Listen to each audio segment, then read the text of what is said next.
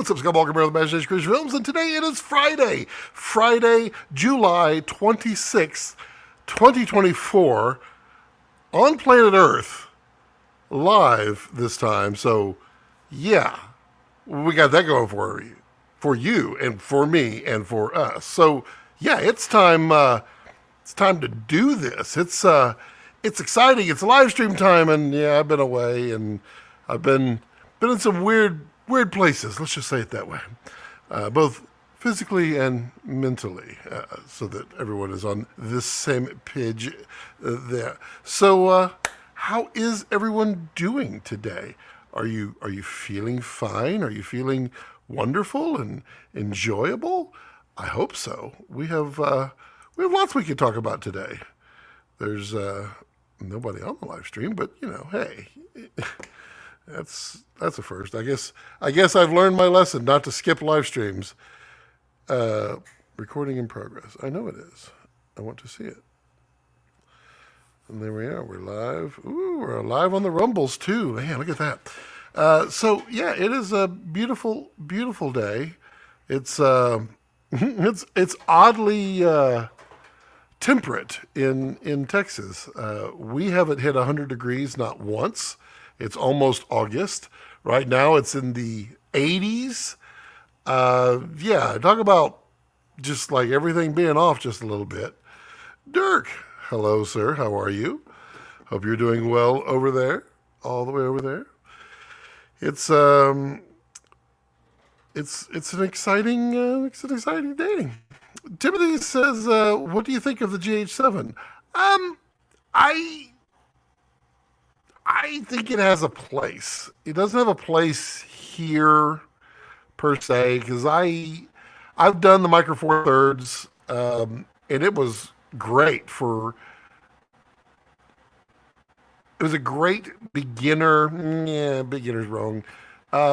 Is a great entry point when you can't afford a lot. But I feel like there's so many other cameras now that are better than that. The GH7, it's not a problem camera. It's great. It's just Micro Four Thirds to me doesn't hit my heart, but individual results may vary. It's a fine performing camera. The whole Airy log, I could care less. I can convert pretty much anything to another log that doesn't make you a better filmmaker, and it doesn't make you color grade it any easier. Despite what people say, it's just familiar. And so, yeah, there's that. Hello, Felipe. I'm ready. Hello. Afternoon, Scott the White. I don't know about Scott the Wise. Scott the White. It's got the white beard going on here. It's just totally gone white. Chris Flores. Hi, man. I used to shoot on Panasonic and tend to avoid RAW because it's kind of slow to work with in Final Cut Pro. Final Cut Pro, I can feel you there because I'm not exactly a huge fan of Final Cut Pro. I tried. I don't use DR, so dynamic range. I mean, it is not necessary in everything, for sure. Maybe shooting all eye is the way to get around some of my footage, or RAW is mainly the way to go. I do have Ninja 5 recorders for ProRes RAW. I mean, RAW isn't for everybody. You can shoot RAW for everything, but you don't need to shoot RAW for everything. It serves virtually no purpose sometimes. YouTube videos like this, I shoot RAW, but I don't need to shoot RAW. I literally shoot RAW because I went all red for these cameras, as opposed to before where I had Sonys and Canons and everything else all over the place. So, yeah, I mean, I think cameras in that price range, I'd look at the Sony a7 IV, I'd look at the Canon R8, I'd look at the R7, I'd look at the Blackmagic. All of those offer similar performance at similar pricing with a better sensor, and that's my opinion. But it's okay. You are, if it sings to you, then jump on it. I had the GH4, I had the GH5, I had the G7. It's not an affordable camera, and I like the GH5 the most out of all of those. But literally after I sold the GH5, I have never wanted to shoot with Micro Four Thirds again. It just hasn't been something I've ever wanted. Waiting for your thoughts on the Z8 and everything around it. Well, I've definitely already done the review on it, but we have it right here and can hook it up and talk about anything and everything for everybody. There's definitely videos. There's one coming out Monday, and then there's another one following on, and we had one yesterday, Wednesday afternoon, doing various things on the Z8. It's, and I talked about wanting to do 10 videos on each of the, like cameras and such. And I am trying to figure out that format because I don't want to do a script for some of these videos, like the one we did Wednesday afternoon on time-lapse. I don't want to do a script on that. I want to talk freely on that. The one on Monday is exposure, and I didn't want to talk on script on that. I wanted to pass along, and it's not real long, but it's everything that I learned about exposing skin. So it's, I don't know. I'm still trying to find my way on those. But specifically, what questions haven't I already addressed on the Z8? And I'm happy to address them to discuss anything. I need 8K RAW for everything. I can't compromise with 6K, but it needs to be RAW. Yeah, I hear you. I don't, but it was interesting though when I went to the red, all red around, which is funny. I'm not currently shooting that, but this has been red for many, many, many, many months now. Well, over a year. And my initial belief was that I was going to shoot RAW. I wouldn't shoot ProRes. It would just be larger. And then go and convert them and then edit with the conversions and delete the RAW. I've not done that. I've literally just kept all the RAW. It's not that big. The funny thing is like when you script it, shooting 6K on Red Komodo in LQ mode, the file sizes maybe double. That's it. So we're talking like a really long video is 50 to 60 gig of data. That's nothing. I'm not worried about that. Cognition, hello. Ping is here. Hello, Ping. Hey, Scott, have you done any testing with the low 2.0 setting with the Z8 ISO? Oh, yes. I've gone way down on that. I've gone all the way to the, there's like ISO 64, I think maybe that was just photo. I thought it was pretty cool. I was pretty impressed with it. It doesn't seem to have a lot of negatives to it, which is odd because most do. Which leads me to believe that there's some noise reduction that is always happening on here, even if you turn it off. I do plan on one of the future little videos to go in and find those little quirks of noise reduction and such. Cog says, to talk freely, I would tell the story of your experience with the features of the camera that you've spoken to and make a story of it that speaks to the history of your experience, maybe. Sure.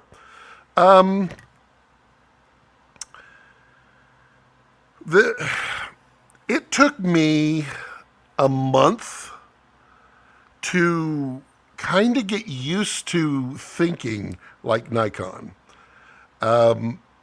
I don't know that that's a negative or a positive comment because it takes me a bit. I work off of muscle memory and visual memory. I can't tell you off the top of my head what setting to change to do a certain thing, but I can physically go to it in my head and on the camera rapidly and make the change. I don't remember certain things that way. I'm a visual, so it's literally I need to go down 7 stops, go or seven places in the menu, go over to the right, and it's right there, and I go to that setting. So when I'm learning how to use a camera, I'm learning their menu system and how they think. And I have to adapt that to how my brain thinks, which is not necessarily how everybody else's brains think. In fact, it's probably pretty rare. So it took me like a month to pick up the camera and instinctively be able to change what I need to change rapidly for what I'm going to be shooting in. My biggest gripes come from inefficiencies, and it is possible those inefficiencies are because of the way that I think, but I don't think so. For instance, one of the things that I harped on was you go in and you change a resolution or you change a codec, you have to change everything about it. You can't just assume that all the settings that you had, now all of a sudden I just want to shoot in a lighter codec. You can't do that. You have to change the lighter codec. You have to change what is it shooting in log or not. You have to change the bit rate of it, the frame, everything, the frame size. All of that has to be changed when you change something because it isn't just what it was. We change codecs. It is we have to reset up the entire experience of the camera for that. That was a big gripe because for me, I'm going to change. I might change resolution so I can get to a higher bit rate or a frame rate. I might change codecs because I don't need RAW for this and I want to go to H.265. So doing that and making it where I have to change everything slows me down, and I don't care for that. But that is menu. That is software. I believe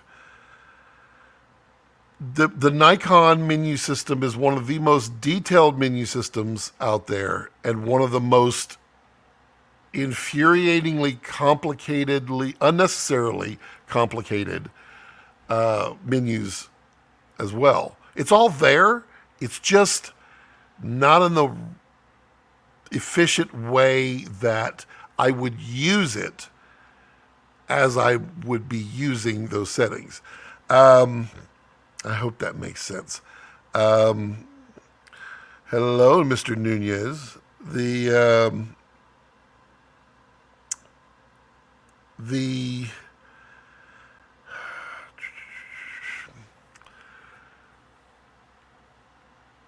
The other things about the camera,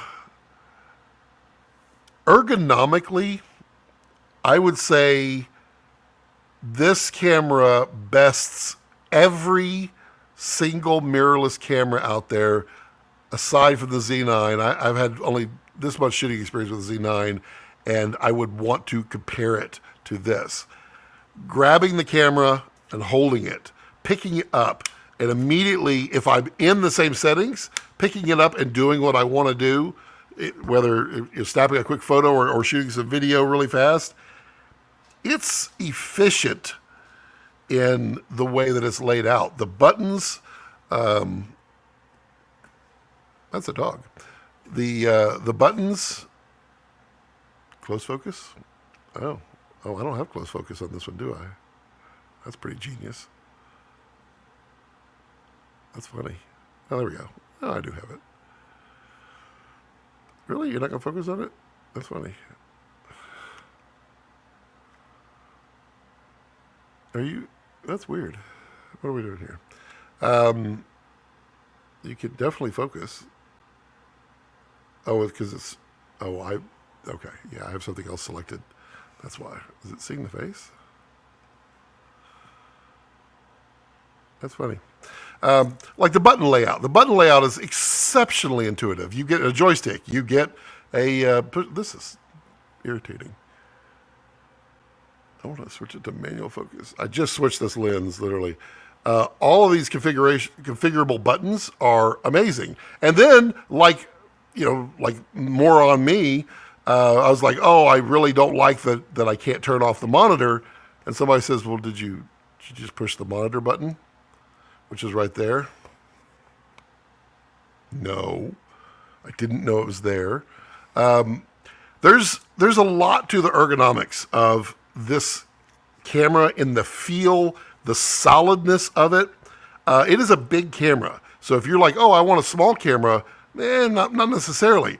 But to feel like you're holding something substantial, to feel like you have confidence in your hands that it's not going to slip out or it's wiggly in your hands, it feels amazing. The backlighting, all the buttons, you can turn it on where you can backlight those, which is nice. I wish they were brighter. Some of us are older and need that extra little brightness to get that focus working. Dials everywhere, buttons everywhere, functions everywhere. I dig the ergonomics. I think it is better than literally any camera that I have shot with. To me, that speaks volumes because I want confidence when I'm holding it in my hand. Well, I'll think of some other things here in a second while I go through these comments here. Ping saw a video about Sigma RF lenses not working with red cameras. Why do you think there's no statement? Well, okay, so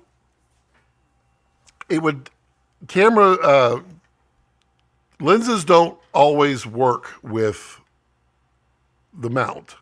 There's usually some information that has to be put into the camera itself to support them. So if they don't work with then Reds, then probably Red has to do a firmware update to support them. And if you look, Red has a list of supported lenses that they know work, and so does Canon. Canon does too on their lenses. And it's just a question of mapping it so it knows and interprets, because we're not dealing with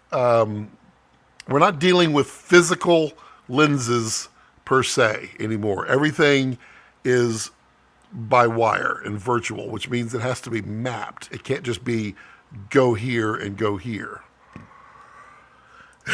Cog says, I just had my very first shoot.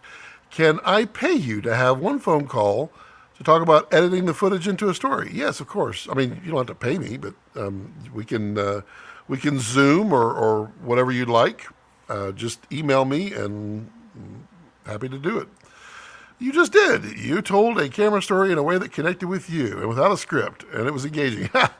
Oh, I can ramble for sure. And my old videos, I never scripted anything. But people complained that I would ramble.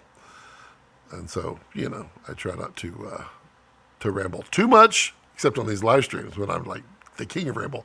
Can you grade and cut footage from your Z8 with your Komodo X and X Dragon?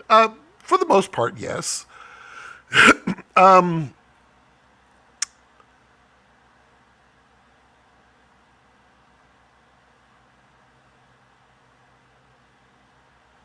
Yes. I use the Daryl Morrison, and that is another video. It won't be next week. It'll be the week after on using NRAW in DaVinci Resolve. And I use his node tree, and so proper credit where credit is due there. And literally all I need to do is go in and apply. I have each of the raw node trees specifically for each type of camera. So I have DJI, Canon, Nikon, Red, all of these. I have them saved as power grades. So all I have to do is I put in my NRAW footage and I click on the Nikon NRAW. And then it's now in my standard format. It looks normal, and I can grade it from there. And all it's doing is converting it into a DaVinci Wide gamut, but it's applying a look to it that's Rec 709-ish. Plus, it has the little Kodak film at the end,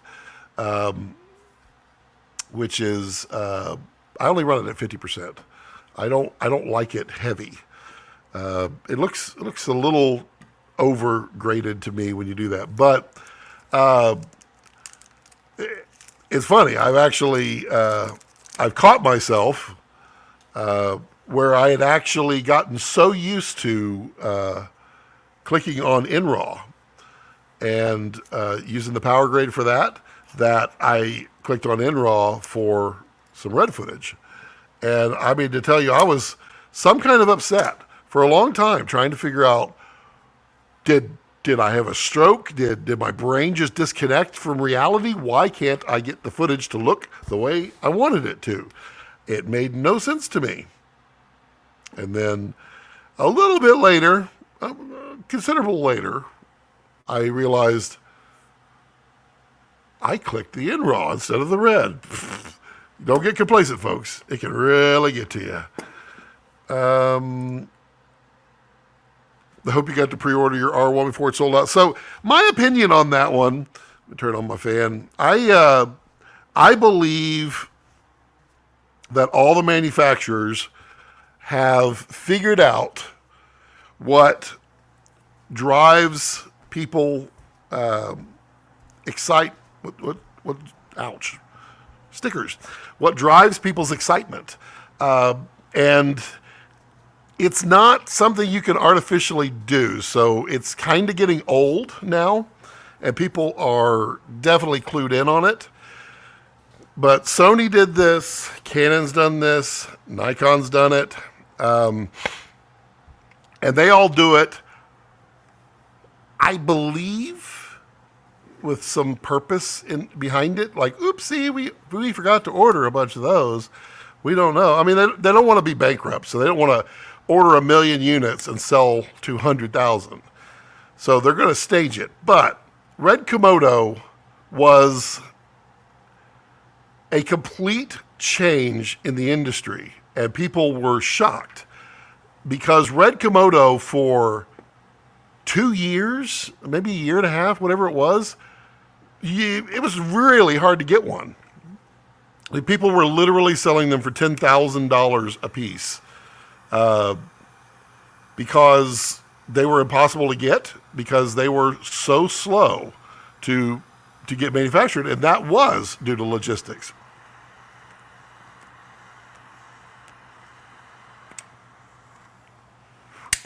But here we are, over 4 years later. Komodo is not back ordered, but it's still selling. People are still buying them new. It's not at the rate that it was, but a 4-year-old camera. And the other manufacturers, I think they're kind of like, you know what? We need to create hype. And the way to create hype is make it unobtainium.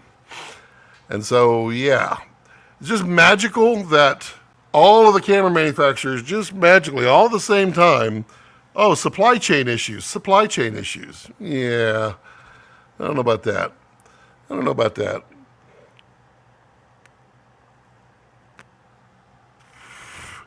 King says, ha! Consider all my buttons pushed. Love you, KK.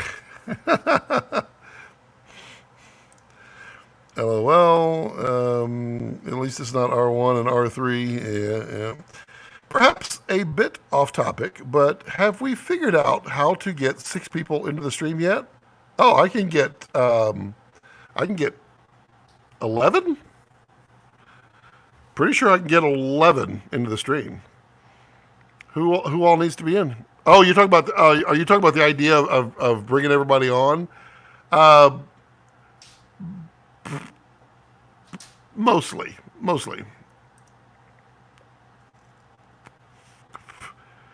My question is, who would you like to see on here regularly? is an interesting question. Well, mostly regularly. Because there are people out there that some people don't like, and there are people out there that people do like, and that's fine. But I don't want it to be a panel of people who mostly people don't like, or vice versa, what have you. I don't know.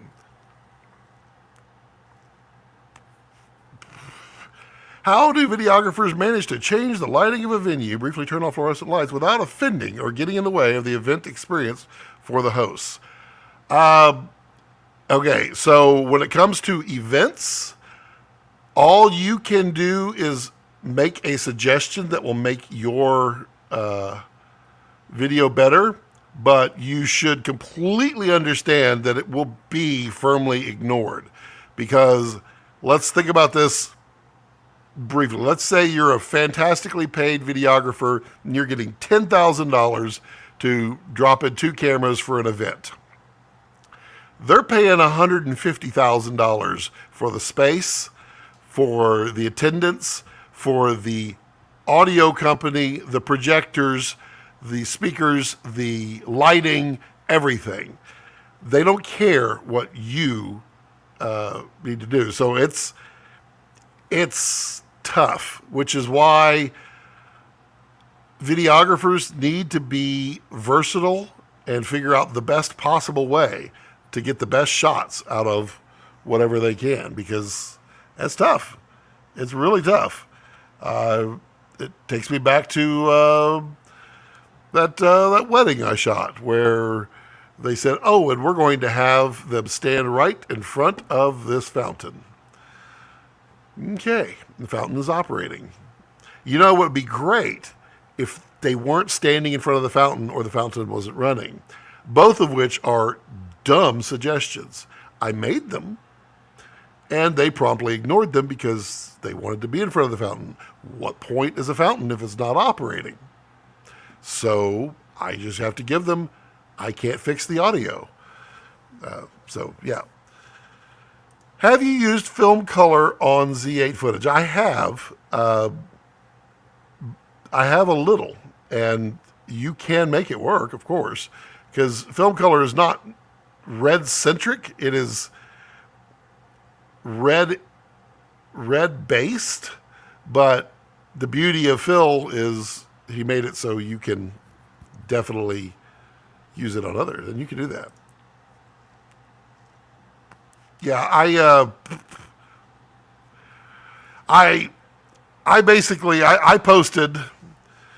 I knew what was going to happen, so I basically posted it, and I put the word "sigh" because it's a problem.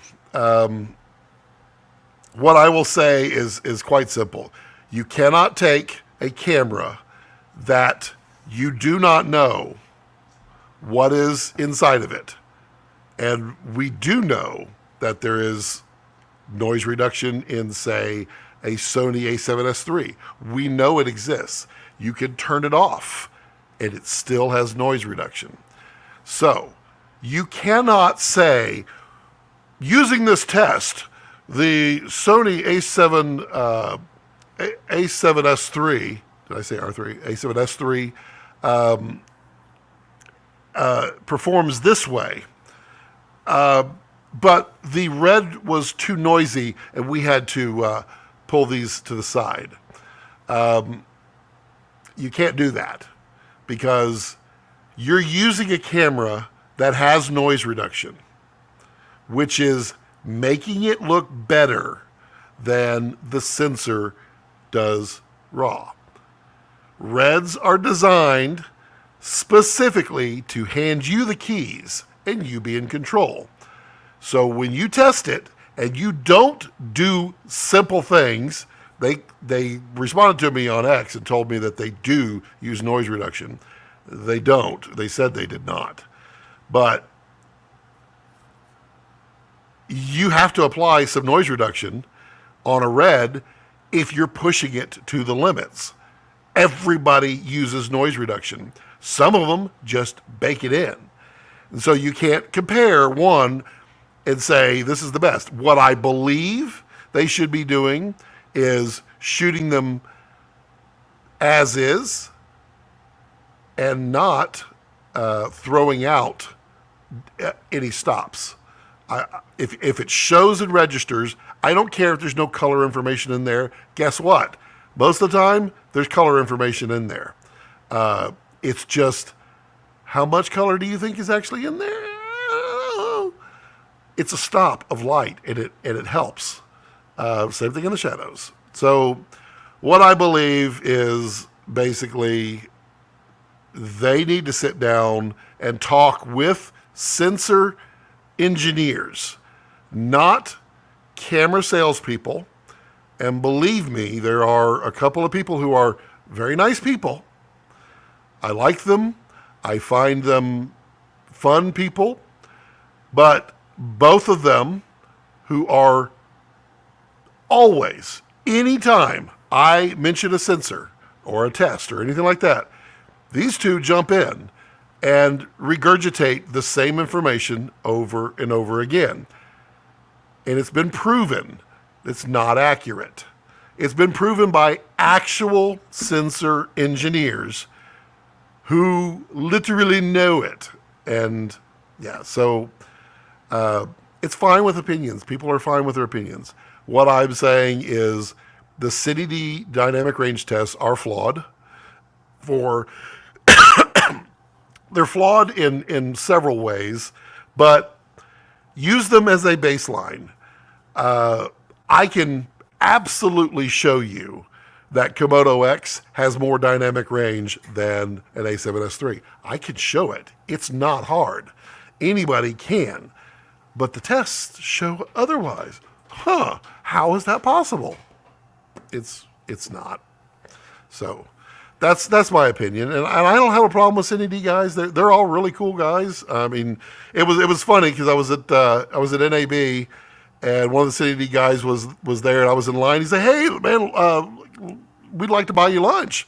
We'll pay for your lunch, man. We love you," and all like that. I was like, "I appreciate it. No, I'll buy my own lunch." I mean, we got into an argument about it because he wanted to buy the lunch, and I just want people to understand that I'm not biased or swayed by that kind of stuff, and I don't hold it against them. I think they're really nice people.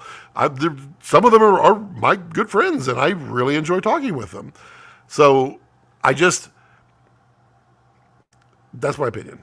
So we can discuss that on here if people agree or don't agree with my assertion of that, or what have you. We can have that discussion. That's up to your lovely self, I guess. Maybe. It's really up to the audience because that's why I'm here. Somebody on Instagram says the C400 is out. Another camera was announced too from Canon. There's two cameras. When will the other cinema line camera come out? And what will it have different from the C400? I cannot tell you that. But later this year will be one more.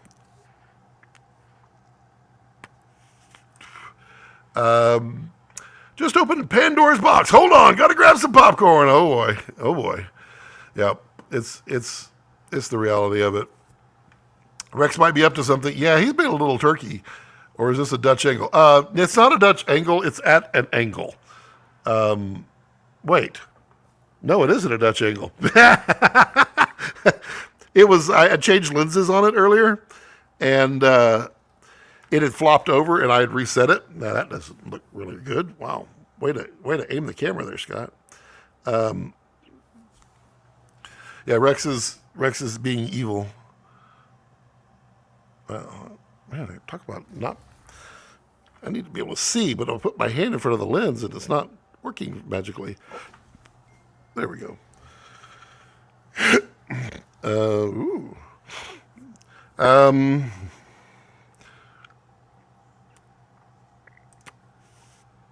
Rex is relaxing in a provocative way, but something feels off, like Tyler says. Something is amiss. That is kind of funny. I was literally thinking that it was the rug, like it was shooting at an angle, but that would have done a different perspective shift. And when you said that, I looked at it, I'm like, wait. The comment section of the Komodo DR test is wild. And yeah, which one? I only posted it to my feed. I did not post it in any of the others. And I imagine they were posted instantly and went wild. Which is funny too, because I had several sensor engineers and scientists reach out to me in messages, basically thanking me for just saying sigh. That's it. Because it's just, it gets old. It gets old having to not necessarily defend, but educate. And I am not a sensor scientist, but I get it. It's pretty easy. Cool. It sure is. Phil, there you go. I'm too busy filming things to provide guidance on DR, sadly, but it's a rough go out there on some tests. Hey, Phil. Phil definitely, when I saw that one, the first thing I thought of was, wow, talk about not watching Phil's detailed analysis of VRaptor and why you need to test reds a little differently, because unlike every other camera, they perform differently in different situations. Yeah, Cog, they never do, and they probably never will, and yeah. See, I didn't realize the noise reduction thing with Cine Ds also begs the question, how the heck do manufacturers come up with measured, well, they test them, and they know how to squeeze. I mean, red engineers know exactly how to make their camera perform the best. So guess what? They're going to put it in the best possible conditions, and they're going to test it in the correct conditions to demonstrate what the sensor can do. Other people don't have that information. Some people have the knowledge to get the information. Like Mr. Holland there has, I don't know, 20 years. I'm making you old now. 15 years experience at least, detailed to be able to use math to determine what's happening in a lot of ways. So it's rather interesting. Oh man, knocked my ash off. What a pain in the ash. There's Phil. I mean, we can also discuss the more color you get on Komodo X. Phil, do you want to join? If you want to join, I'm happy to put you in. It's completely up to you. I know you're busy, but people love to hear you educate, and I'm more than happy to put you in there. Moe seems to do these tricky tests. Yep. Can you chime in? Oh, no, Cogs. He chimes in. Well, he used to chime in every time. And again, it's the same people over and over again who are propagating the wrong information. It's hard. And it's old. I mean, does Phil really want to spend all his time re-educating them in the post? Because what happens is you have a post that is driving straight, and somebody comes in and steers it left. Well, every time you post something to straighten it, they post something wrong again, steering it to the left. And you're constantly having to write it. How many times are you willing to grab the wheel and straighten it before you're like, you know what? Just do what you want to do. Because they don't learn. Yeah.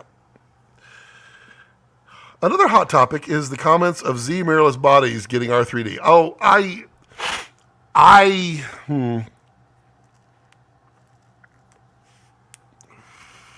what I know versus, let's just say that Nikon loves what Red does. Nikon does very well. They've done a lot. But they love what red does. And so that's all I got to say about that. 13 stops at dynamic range with no noise reduction but it's not just that though, Tyler. I'm saying you need to add the noise reduction so that you don't throw out the stops, because they're throwing them out saying they're too noisy. They're not too noisy. They're just saying they're too noisy. It's I don't know how to phrase that. If you expose a red with a ton of light, you're not going to use noise reduction. You don't need to. If you expose a red with a really wide dynamic range shot, you're probably going to add a little noise reduction in there. The sensors still capture the data. There's just a little noise in there. You denoise it, just like you would do with any other camera.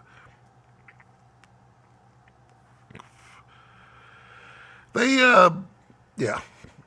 Scott, what are your thoughts on Z8 footage coming out of the 1.2 and the Plena 1? I don't have the 135. Is it too sharp for your take?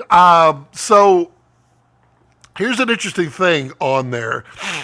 And I haven't dug in too much on the Z8 to find it. I don't know if it exists. But when you are shooting in RAW, when it comes into Resolve, sharpening is set to 10. It's a scale, I think, that goes up to 100, but it's set at 10 when it comes out of camera. I slide it over to 0. Every single footage that I've done, I change it to 0. And it's gorgeous. I really love it. All that those seed pod things, the floaty things in that video. That's why I posted the 8K version of it, because I wanted people to see it in all its glory. I mean, it's not excessive. In fact, I added a little sharpening to the tree just so it didn't look like it was out of focus. It was in focus. It looked really good, but I wanted it to pop. I wanted you to see that the focus was the tree and everything floating around it. All the little things around, I thought they looked great. I didn't think they looked sharpened at all.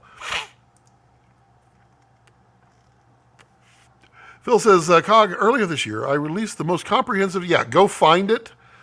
It is 23, 28 pages of Phil being Phil and not just doing the work, but explaining how he did the work and explaining how that work impacts the results and why it does it. And honestly, I believe most people that disagreed with the results just didn't take the time to read it.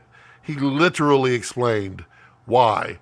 And it's not wrong. It's very correct. And there are sensor engineers out there who have to be quiet, but they agree.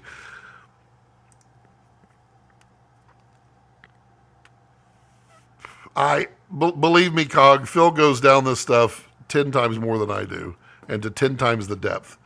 He's more of a super nerd, and I'm more of just a nerd. Early result, I get you. Okay. King, keep in PHFX, still use resources there on the regs. Oh, let's see here. Since Phil's on here, being, where is it? There was a... Oh, yeah, here. Pop this up. It probably still works. So if y'all are looking for film color, you get $75 off if you use Balcom 75. I'm just going to pop that up there briefly and then pull it back down. It's not paid. There's no sponsorship or anything like that. It's just Phil is generous with his time, and he makes a really good product. Where did I miss now? Wow, where did I... Ooh, okay. Dave Donaldson, just the guy I wanted to ask. Building out a podcast for a buddy of mine. He wants 3-cam setup with auto cam switching by voice. And for as cheap as I can get it, been looking at the Sony A6400 and Roland switcher. How you go about it? if I'm not mistaken, Blackmagic gets the Blackmagic cameras, get the ATEMs, and then I believe, oh god, I can't remember the guy's name. He writes software that interacts with the ATEM, and it does a bunch of things. And I believe one of them is voice switching. But I can tell you, having edited some podcasts and shot some, that's a really bad idea, because you don't want the loudest person or the person who laughs to be the one that cuts away from other people. It happens on Zoom a lot, and it's super annoying. Yep. I'll provide the quick note for DR. Total captured range equals the amount of stops captured and discernible by eye on the source footage. This is often best seen in the log format. Making a literal map at the moment.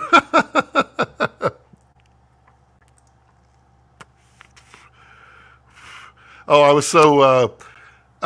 YouTube sent out a thing. It's like, hey, creator, you've been on the platform for 15 years. We wanted to say thank you. We're offering you a free small Domino's pizza or this YouTube custom LED light, the creator light. I was like, oh, that's sweet. That's cool. I go in there and it's like, oh, limited offer, gone. I just got the email, just signed up, and I couldn't get it because it was out of stock. So my only other option was a small Domino's pizza. There's not a Domino's within an hour. Brilliant. Phil, come get into the conversation. Oh, Phil says he will hop into the conversation. Hold on. He can pop in for a bit. Of course I want Phil. That's a silly question. Let me get it to you. Hold on, I gotta... Okay. Just... It's always a challenge to get it from... Oh, please. All right, fine. Let me just go into here.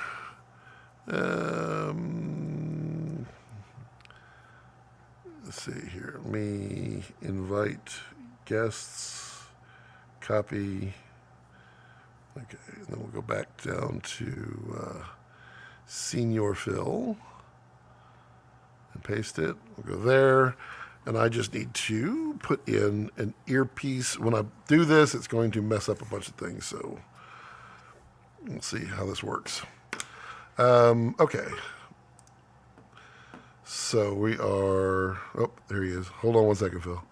I need to do everything on the fly because... that's how I operate.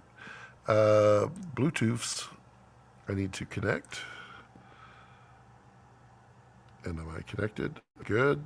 Now I need to change my audio back because my microphone almost certainly switched. Yep. There we go. Okay. Test. Okay, so everybody should have me. And Phil, are you ready? You're good? All right. Hey, ladies and gentlemen, Mr. Phil Holland. Hey, Phil. Thank you for getting me away from the busy work I was doing. You're like... Yeah. No, I realized I've been doing some pretty heavy prep because we're pretty imminent to when our start date is. So this is a nice little break up in the chaos. But good to see you. Yeah, it's good to see you. You're not sunny and shiny. You got your blinds down. No, the sun's just in a different spot than that time of the year. Oh. Yeah. Seems like we only have you on during that time of year. Yeah, usually. But I figured it was a good time to pop on because we've had quite a few new cameras announced that are There's talkable. some interesting ones out there. Yeah. Yeah, and Go I down don't your mind list. Yeah, it's funny. I'm seeing, man, I love the back and forth about what camera does what and how and what's better than this or not, or I don't know. I'm somewhere else with all of this, but when I see the the balancing act between initial previews, marketing releases, rough camera tests. I've already tested the cameras that are about to ship, and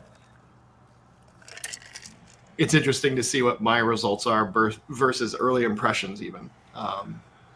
Like I've been looking really close at the C400 footage I have. And I know where it is better in low light than some systems, but not as good in, against others. The concept of triple base ISO is going to be a talking point for the time. It is. Yep. I think that's going to be also important for the R5 and the R1, the new R5 II, and the R1. But seeing people compare the R5 II towards 4K and 6K cameras and expecting it to be notably cleaner, that's crazy. I do think the R5 II versus the Z8 and Z9 are going to be an interesting conversation. They are quite comparable, actually. They're close in some ways. I'll give you the spicier one. The new sensor technology that's used in these newer Canon cameras does yield a slightly different color. And there are some people, for various systems, they love the brand X colors. Yep. The Canon skin. Going against the R3, R1, R5 II, R5, and even previous iterations. It's interesting to see where skin lands. I think that's something that needs to be looked at by those who want to go do some in-depth testing and making videos. So I'm guessing a little less magenta.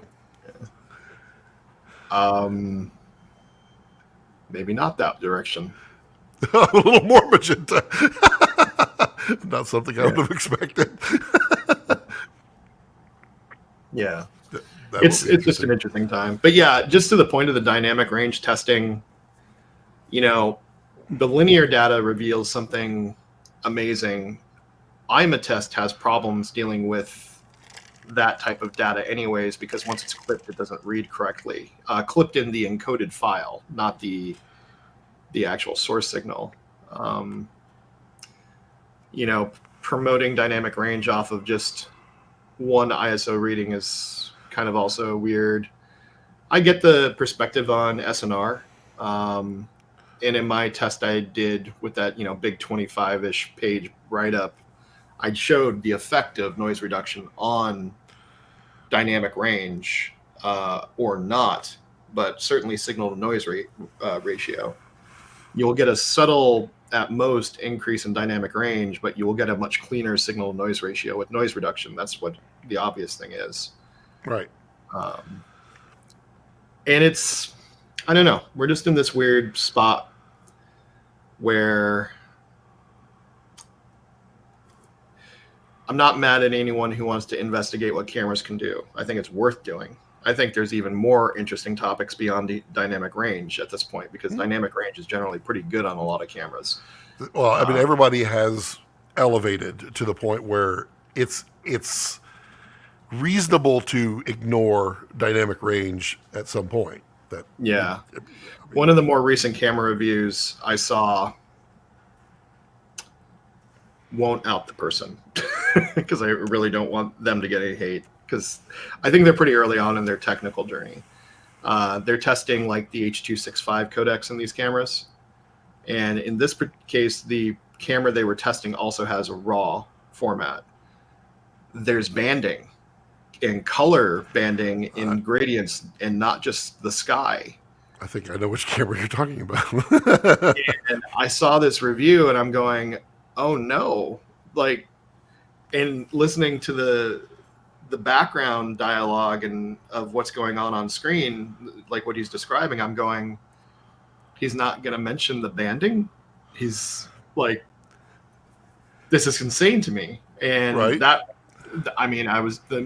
After I watched the video, I literally was like watching it while eating lunch, and I was just like, oh my God, he missed this thing, and like also didn't shoot the similar shot in RAW to show that this is like one of the huge advantages.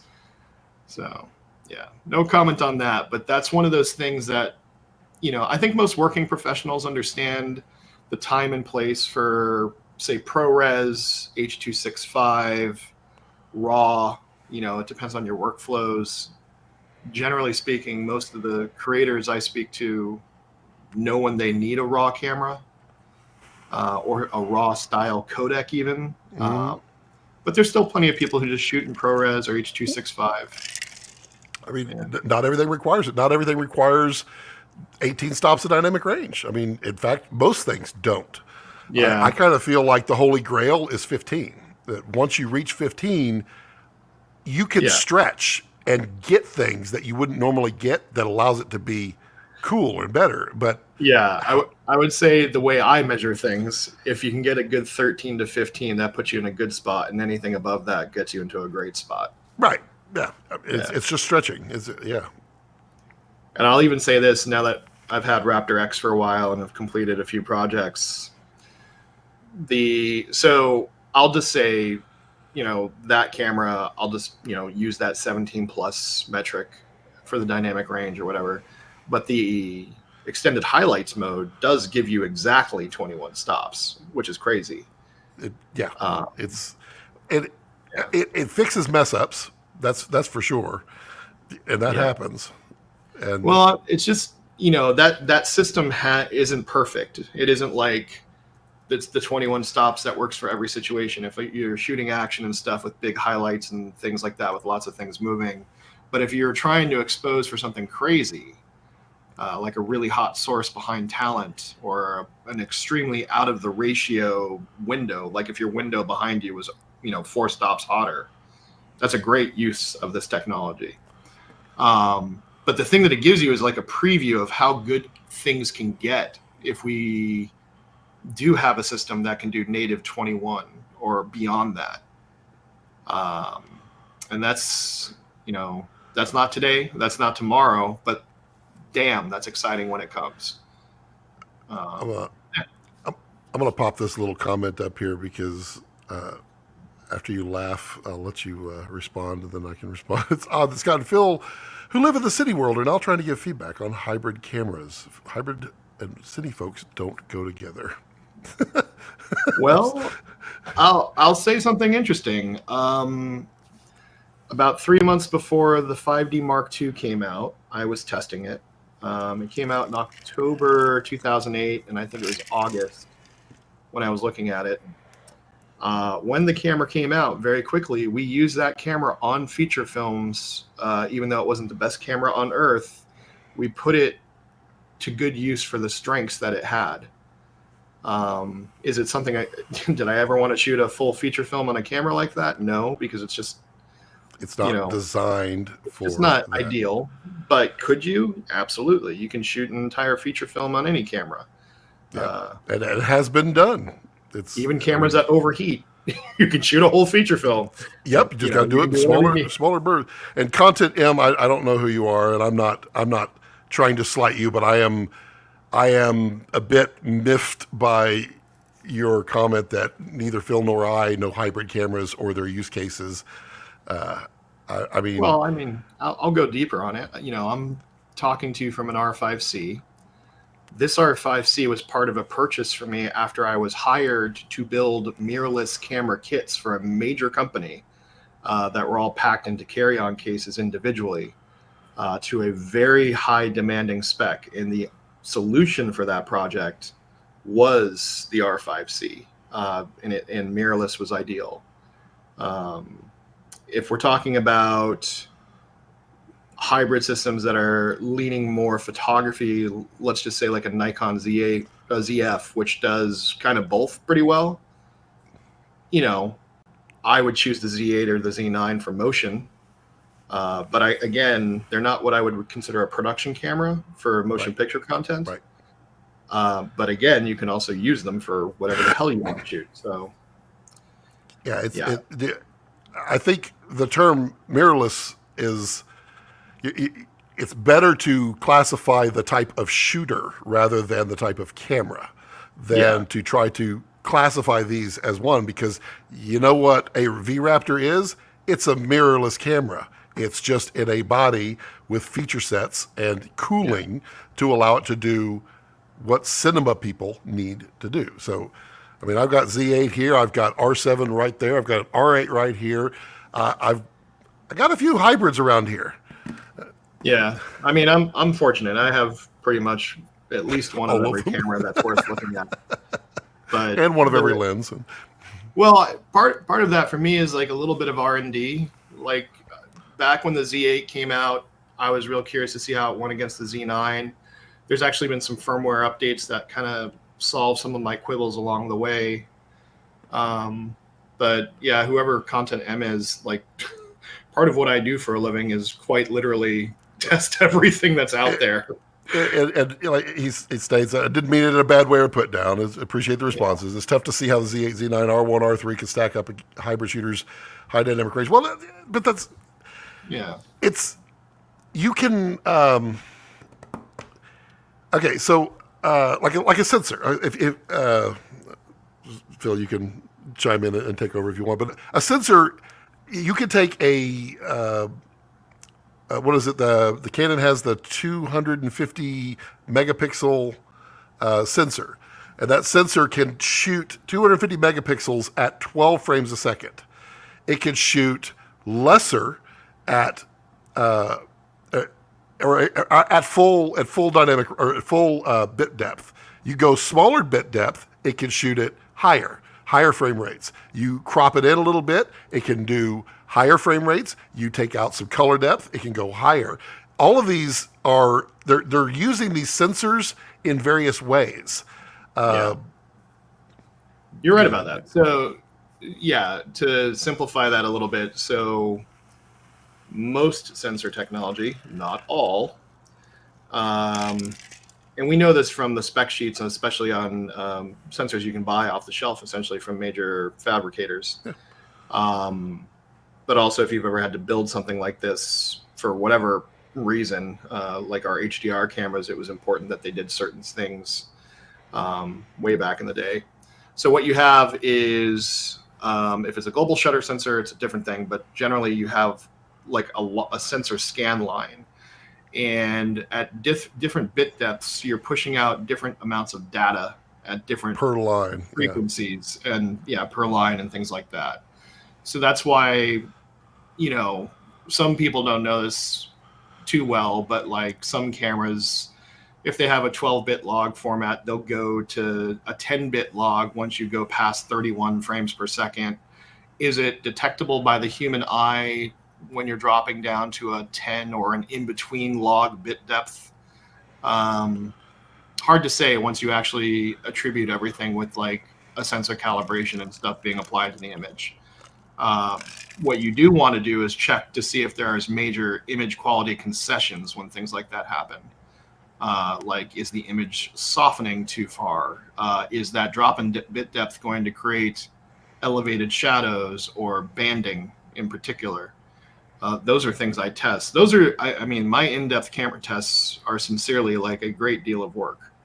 And it's always funny because we always come back to dynamic range, but like dynamic range, color, the texture of image noise, various types of artifacts that can happen, rendering and exporting stuff, usually early on when SDKs from various companies get implemented for new cameras, you got to check all that stuff. But yeah, I mean, we're kind of in this other zone though right now where the cameras are all making a pretty decent image. Yep. Now it's about what separates themselves from each other more than anything. The obvious one is we have this weird moment right now where global shutter is getting its moment in the limelight, and people don't even know that not all global shutter is even created equally. And I don't want to spill the beans on that one yet. That's a hell of a test.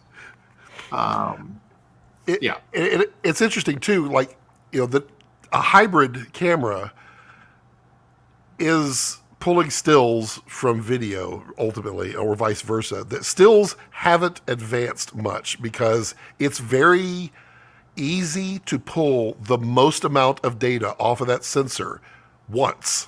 You only have to read it once, and you've got that beautiful image, which is why stills cameras have kind of peaked, and it's all about Now I need to do that 24 times a second or 60 times a second and do it and write it to a card that's going to get excessively hot. That is the difference of a hybrid or the hybrids are now having to push the envelope of video where cine cameras have been doing it forever.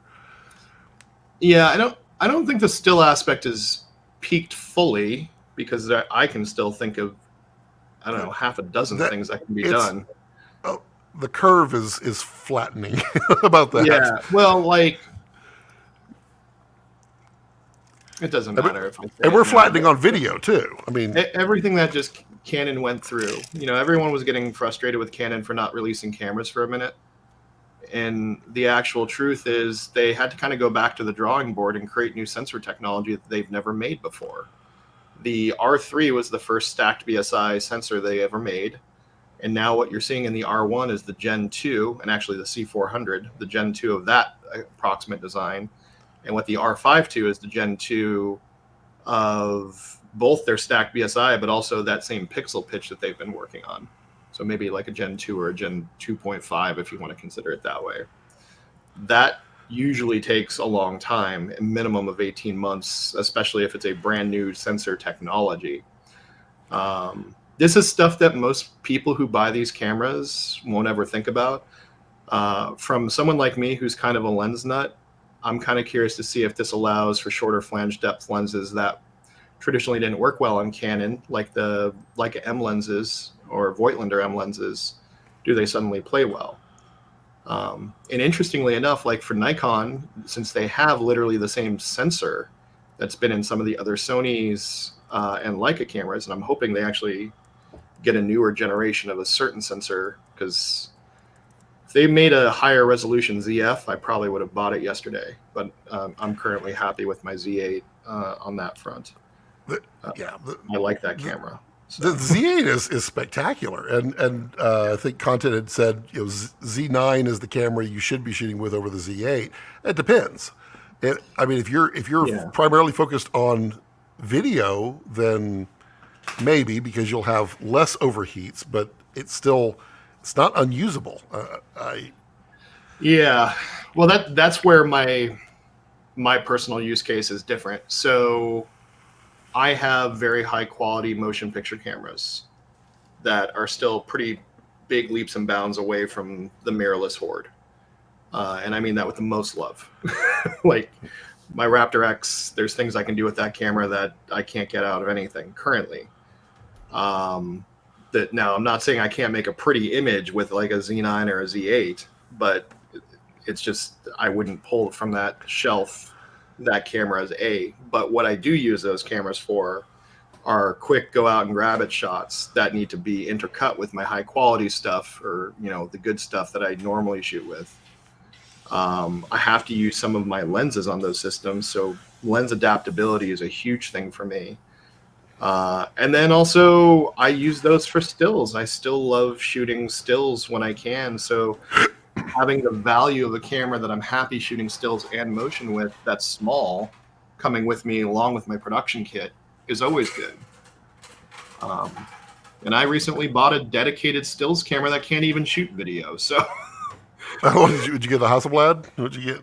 Yeah, I got it a while ago, and it's been an interesting journey because there's a lot to love and hate there. But I'm so interested in that. I have a buddy who's mostly stills, and he's about to buy one. He has the what's the 150 megapixel one? The Phase 1. Phase 1. Yeah, he has one of those, and he's buying a Hassi, and I mean it's gorgeous, it's beautiful, and I would love to jump on that, but gosh, I don't know. That's a lot of money for me.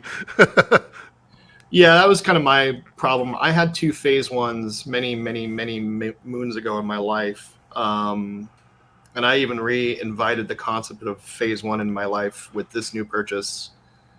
And I just couldn't do it. Phase 1 hasn't made a new camera in a minute, and I've used the most recent IQ4. It's just a little too kludgy. And, looking at the glass, looking at the camera body, eventually, I literally took a year to decide to get that camera. Like, it's crazy. It's not something I normally do. Here's an opinion question. Talbot says he's not going to, which means he's going to. But if he was going to sell his Komodo X and OG and downsize to something hybrid, what would be your choice? Closest in texture and DR? Well, the first question I would ask Brandon is if you need 8K, 6K, 4K, because that limits your selection immediately. Fair. In the quickest way possible. KX is giving you 80 frames per second. Do you need something that, well, none of those systems will shoot 80 frames per second full format, but most of those will do 60. So are you happy with 60? In that regard, that's an important question. Do you need time code? Do you need time code? Kind of more robust audio too, but it's interesting. Sony did a great job with their XLR hot shoe adapter, and on this one I have for the R5C here, I have the Tascam, which works with various systems. This is okay, but just the way these things mount to these cameras is just yeah, we need to get past the cold shoe, the hot shoe. Let's have something a little more like the fan module for the R5 too. Can we have an audio module? I mean, oh man, I could write it. I mean, to Canon's credit, having 3 grips to attract 3 different types of customers for the R5 II is a smart business plan. And I like that they're catering to their user base in that way. But one of the advantages the R5C has over any of that is it maintains the small form factor with the fan in the position that it's in. And you don't need to go through this, now we have to put batteries here and make the thing taller. I don't, no time code. Not also no time code. Do love R3D time lapse. Well, I mean. Well, he said something interesting there. So he wants a minimum of a raw type codec. So to me, that means he's going to be looking at Nikon or Canon. So for a mirrorless body. If he likes, okay. Here's my opinion on the time lapse because I do a lot of time lapse.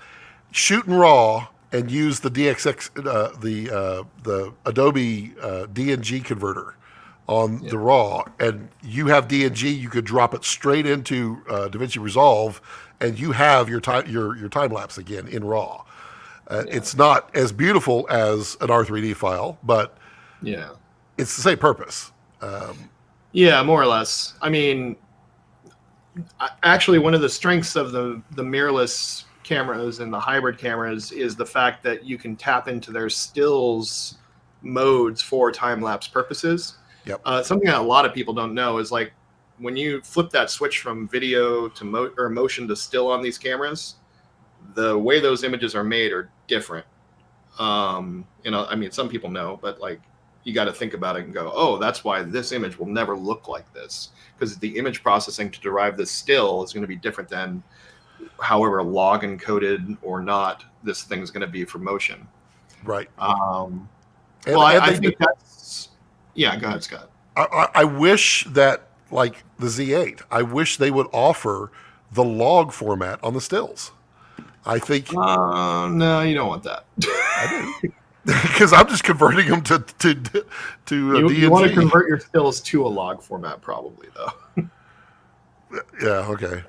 Because I think they're doing lots of stuff to make a very high quality still image that exceeds the quality you're going to get out of the motion image, mainly because of how heavy the image processing is. Yeah. But yeah. I mean, I like to go from a known format and not a funky format. That I'll say this. One of the reasons I got that Hasselblad, mainly because of how the stills are done on that camera, is and it's the same on the GFX. They're using the same sensor technology. It has a 16-bit still mode. And one of the things I wanted to see all the mirrorless cameras get in the full frame /135 format was a dedicated slower drive 16-bit mode. But we currently have cameras on the market that span a spectrum of 14-bit, 10-bit, 12-bit, however they want to do it. If I'm spending over $4,000 on a camera in 2024, I'd love to have a dedicated still 16-bit mode. Just putting that out there to every manufacturer on Earth at this point. So what's your pick for Brandon?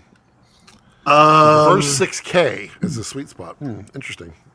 Well, that's the most interesting question right there. there. Yeah, because that knocks out Sony at the moment. Well, it's the A7S. What's their new global thingamabobber? Oh, that's the A9. Oh, yeah. It's 6K, but it's very limited dynamic range. I'm actually going to go to my tool to. Yeah, his own tool. I also saw that comparison. Someone compared that camera against the R5C or the R5 Mark II, and did not compare it against the R1. The R1 is cleaner than the A9 III. The R5 Mark II may not always be cleaner.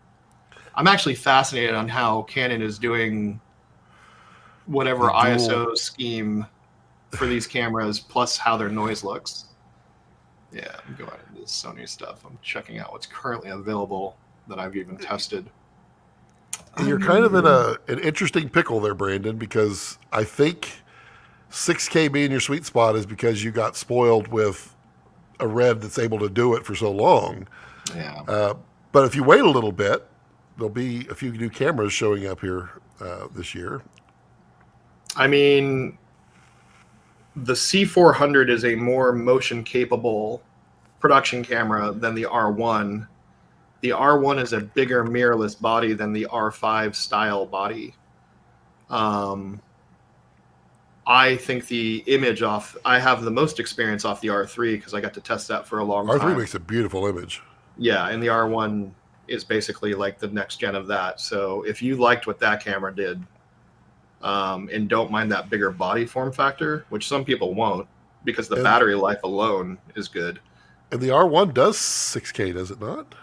The R1 does 6K, and it does, I believe, open gate, quote unquote. So it does do taller resolution, which I really think the R5 Mark II will probably get a firmware update to do that.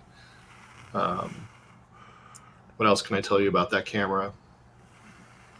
You know, man, there's a lot of new autofocus stuff in these things now. It's pretty wild on that front. The intelligence is wild. The predictive analysis is it's wild. Yeah.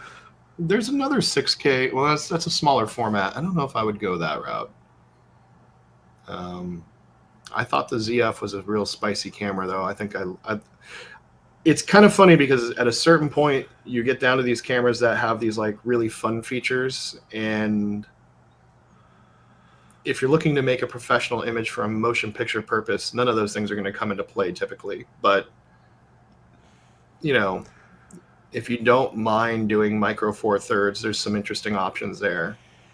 But I would say the R1 provides some amazing low light performance, 60 frames per second, with only a couple of quibbles I have with the camera. I'm actually viciously upset with Canon because they could have made that a 6144 by what would it be? Yeah, it's a 6,000. Yeah, the actual. It's 6,000 by 3164. Yeah. Yeah, and it still fits in the tolerance of full frame, and it just makes the camera more useful. Like, what is the actual format I'm trying to describe here? Because I don't know it off the top of my head, which is rare. 6144 by 3240. Like that. So that's the DCI width and spec. Now the cool thing is for 6K HD, it does that perfectly and even oversamples. So that's great. Well, it does it in 4K too. It'll do DCI. And it does 4K and all that stuff. Yeah, everything else is done right. So it's a 12-bit raw 6K internal recording. So that could meet. What I don't know is if it can do any kind of time code other than audio, which he said he doesn't need time code, but yeah, my opinion is he does.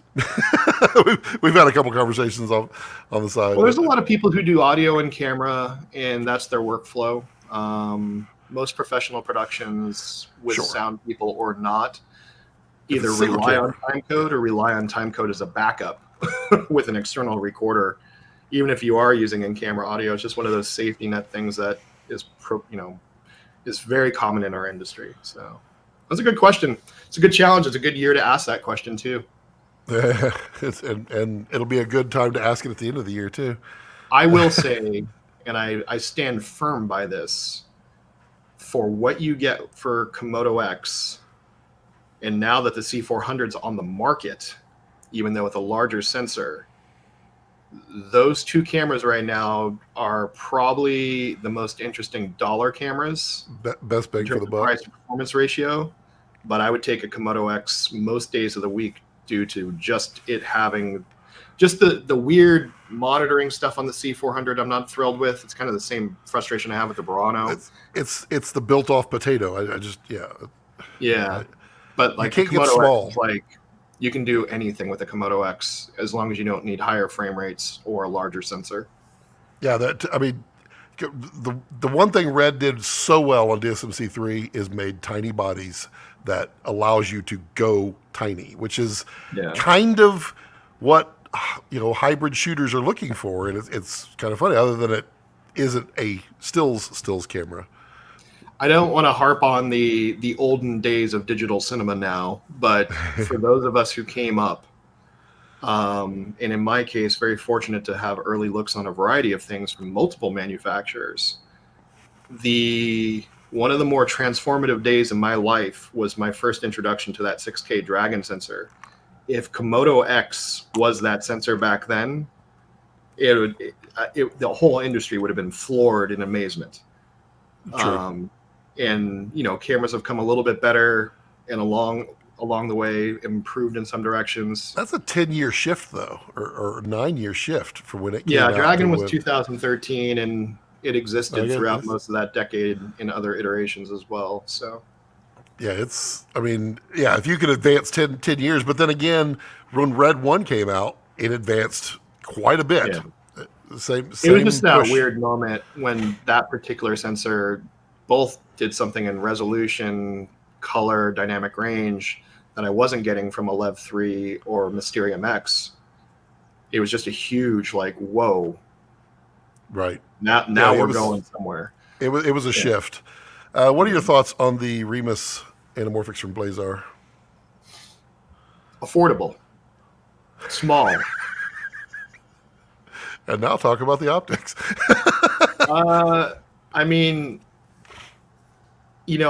There's a lot going on in the entry-level price range stuff, and some of it's very cool, and I even think that, again, these are all good values for the money.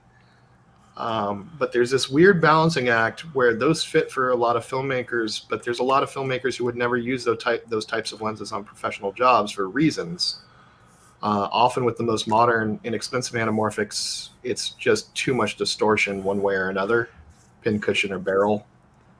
It has some funky, and it also does not have some correction that most anamorphics tend to have. It is a basic design anamorphic, and for people who want funky, it's to the extreme. Yeah, and I'll just say, just for the specific comparison, because the Remus are the 1.5x ones, you go up to the Mercuries from Atlas. Mercuries still have some funk to them, but they resolve so much better. It's night and day in terms of pulling focus and having the viewer's eye know where to look, compared to those. And I like what Blazar is doing. I think they're probably 2 or 3 sets of releases away from something amazing, truly magical. Yeah. What's the term? I literally lost the term in my brain where it's not corrected, and the way that it distorts on those Remus, because it's only like a 3-element. Are you talking pin cushion, barrel, or no? It's not that. But what's that? What's the word? Mustache? No, not the mustache. It's the Boeing distortion. But there's a term for it. Ryan Avery immediately told me what it was, and I tried to remember it forever, and now I've lost it. It is a lot of people call that mustache. I'm trying to think what else we would do. Not astigmatism, is he? No, but it's associated with it. But those Remus lenses don't have a particular type of correction in them, and they get ultra distorted, like the. And it's really a tricky one, because some people might like that, and that's the thing. Like with lenses, people can fall for things And if that's their thing, go for it. Like, I'm never going to judge anybody. Those are my favorite conversations because I know what I'd like from a lot of lenses, and often my decision for my projects is based off the project about why I use anything. But even, I think in my specific case, especially with anamorphic earlier in my career, and now with typically higher end imaging, I know the answers that are more common in my world. Mumps. Mumps. Oh yeah. Yeah. That's it. Thank you, Brandon. It's one Yeah, of those that's things you wouldn't think about, but yeah, but the mump, yeah, the mumping. mump thing is actually a funny one because, oh man, I love talking about this stuff because it gives me some nostalgia. So in the era of Iskorama being virtually unknown in this industry, and then everyone trying to put different lenses behind the Iskorama glass because they wanted to have something other than a 50 millimeter taking lens, and then various anamorphic adapters like the Kawas and stuff, the mumps are the most common thing that sucks on people. Like, and people is a primary subject matter for a lot of us. So it's just always one of those like, okay, we can go through all these lengths to put this weird hacked up anamorphic thing together, and I've spent tons of money doing that stuff. Or we can find an anamorphic lens with great correction just to alleviate that problem. And frankly, that's where Panavision probably made their biggest advancements in anamorphic during my lifetime. And that's what I love about their lenses. Their lenses look good on faces at various focal distances. It's rarely talked about. Yeah, it's sorry. When you look at those Remus compared to like the Atlas, I mean, immediately you notice that distortion that occurs, and it's like I said, it's a funkiness that some people really, really like and will use artfully. And like the late great Mark Toya said, there's no such thing as a bad lens. I mean, you can use. Mark and I used to have these like really long 3-6 hour calls like on the weekend, and they were marathons, and they were video calls. So there was just a lot of showing us stuff and, whatever. He dropped that on me, and I absolutely agree with the sentiment, but there are lenses out there that I will not touch. They're not common for what we do, but like I have some of them and I'm like, all right, that's okay. But I think there's a fairness in what he's saying, because you say you would not touch, but what if it's the lens that gets the result that you were actually looking for? Because it's tough. A very valid point. And I'm the first one to say I've taken quite a shining to a great deal of lens designers I've met along the way. And I love talking to them because they're passionate people who have really gone through a journey to probably get where they are. And some of the lenses you see, no exaggeration, are their life's work. But a great example of a lens that's kind of crazy is the Holga lens. It's a really not wonderful lens that you can adapt to cinema cameras and things like that, and you can create this really distinct look. It's not a great lens, but it does this one thing, and it does it in a unique way, and people can make an argument for it. Are you going to go shoot the next Gladiator film on a Holga lens? No, that's insane.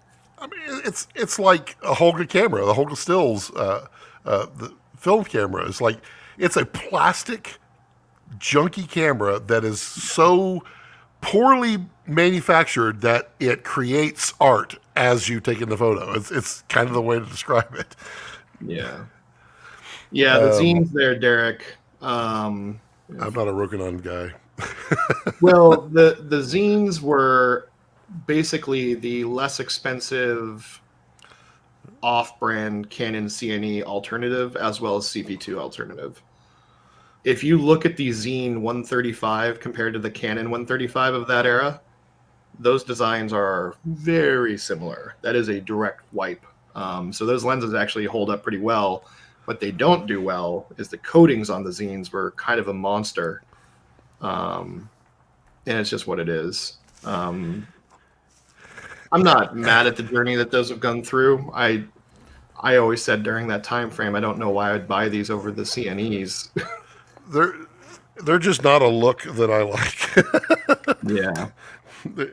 Have you played with the Suray, the night range night Night runners? walkers? Yeah. No, I do my best to avoid night walkers.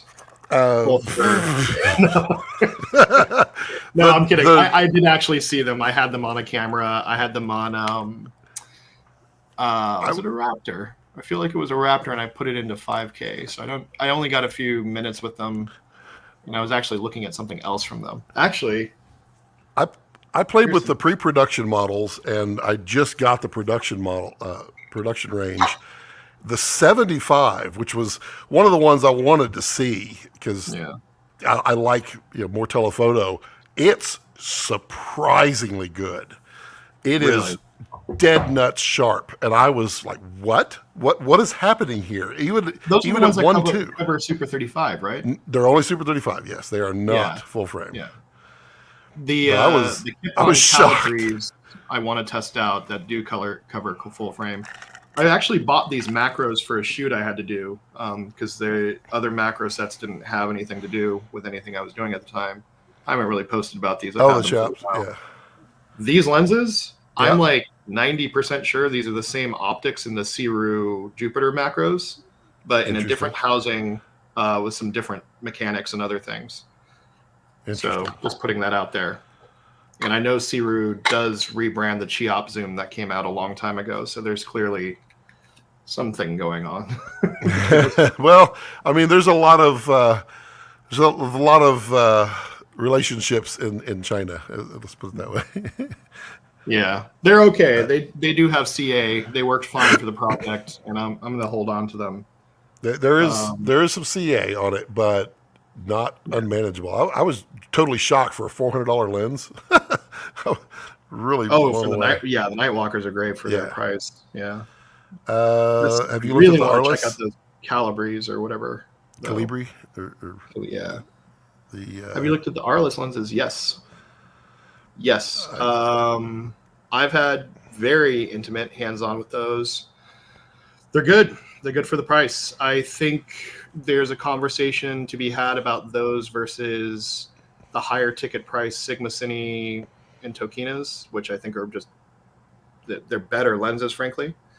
I think one of the most interesting comparisons you'll find is those versus the Irix primes, because the Irix primes are very good, and I would probably, though not a full set yet, make an argument about that in this case. I, But yeah. there's another T14 set coming, so yeah, and soon. yeah, that's going to be the I'm interested hottest in seeing that one. comparison. What I will And say, from a photography standpoint, it's nice to see a T14 on a lens again. Because the last time I think I saw that was was it the Summilux Cs? I feel like it was the Summilux Cs. Yeah, it was. It's been a minute. those are due by the end of the year, right? Like at the very end. The new T14s. Yes. Shipping next year probably, but they should have everything done by the end of the Right. year. Right. Right. I've seen one prototype, Yep. Just one. but Behind the yeah. curtain. I like what DZO's done. I mean, from the Vespids onwards, I've been pretty impressed. The Vespids are what they are. I feel like they're also one of those good for the price. Probably could have had better distortion correction across the set, but they would have ended up bigger and more expensive. It's a fun set. I mean, Yeah. it's really affordable for a huge set like that. Yeah. I got to give it credit. I was very for that. fond of the Pictor zooms, but now there's tremendous competition in the Super 35 zoom space. Well, the Ranger lights and the Ranger Dude, Super those 35. new Rangers are just spooky, They're small, tiny. and good. They're tiny. Yeah. I have a They've set. gotten so good. It's from my Komodo X outfit. That's what they live with me for. I think the most interesting I've probably talked about on the stream. Fujinon MK2s, though they're not PL mount, have this macro mode that I just want more people to integrate on certain types of lenses. And the utility of that from a documentary filmmaking perspective alone makes that so appealing. And those are still very lightweight. But right now, yeah, I don't know how I wouldn't buy the Laowa set for Super 35. Like that's And the price those lenses is for that price and that size compared to say like a old Arri Allura 30 to 80 2.9 or whatever it was 2.8. right. Um, yeah. Any That's word as on what's well. happening with Hollywood and ATL and all the people out of work? Boy, do I got some insight on that. What do you? Want to go wild? Well, we don't have to go wild. I can just tell you what exactly happened. We had a pandemic. Then we had strikes that were not ratified in time for the writers to develop new content to enter into a year that strikes were going to be threatened to happen. So this year in California of major pilots, the year prior we had 108, I think, pilots going. This year we had 3. So the time to develop and make new content was an issue. Plus, with the skittishness of strikes or strikes impacting productions, no one wanted to put the investment on films because during the strike year, there are many films that stopped mid-production that were not able to pick back up. Actually, one of those movies comes out this week, Deadpool versus Wolverine. That movie, I think they had a 3-month hiatus, but that being a big studio film, they could recover. And actually, they used that time to go into the edit with the material they shot. I don't know if any of this has been fully public information, but I know about that film quite a bit, and people that worked on it. So here we are in an industry where now contracts are finally getting ratified. Last year, SAG and the writers, WGA. This year, IATSE, more or less. Yep.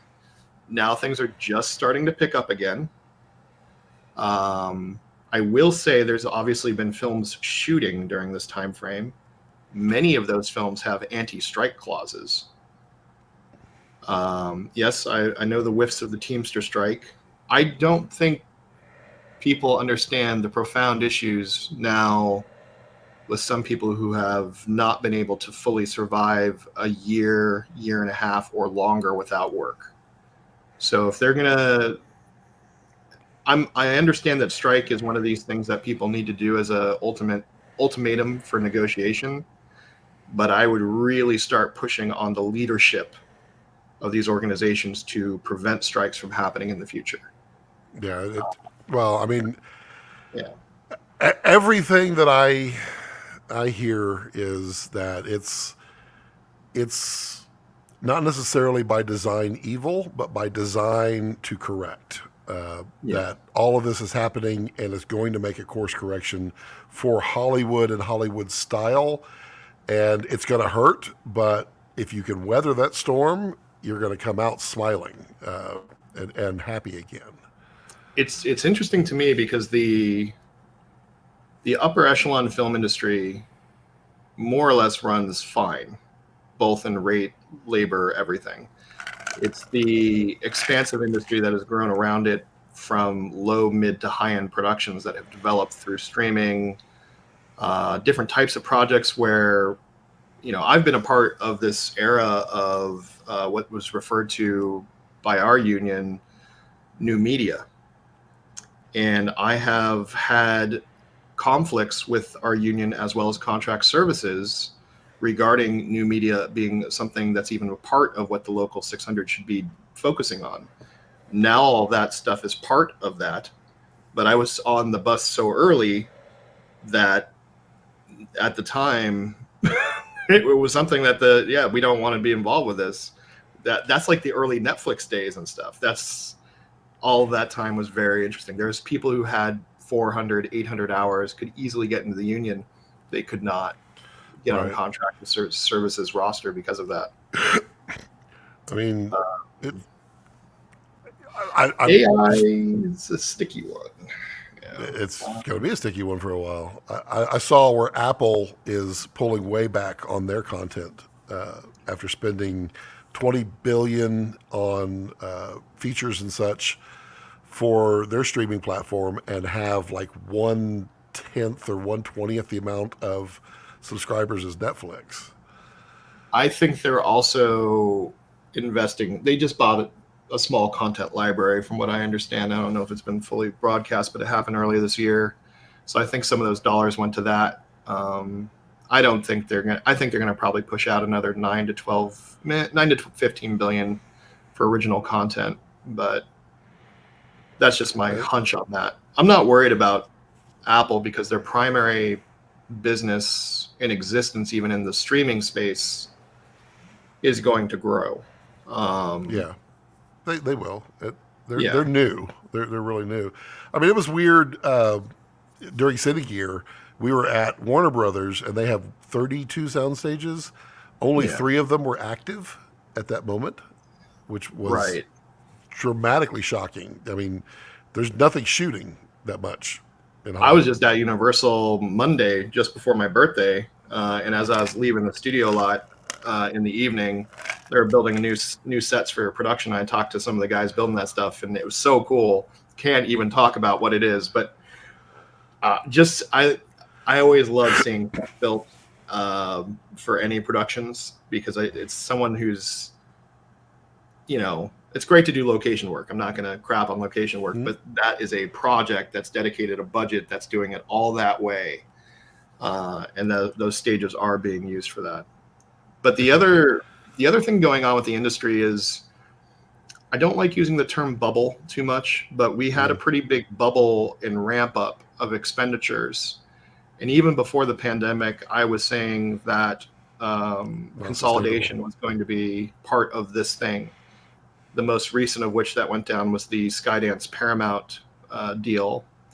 And I actually even, not a lot of people are fond of David Zaslav at most times, but he even came out publicly and started discussing how consolidation might be a part of the future for Warner. And even more interestingly, now they're talking about breaking Warner away from Discovery brands.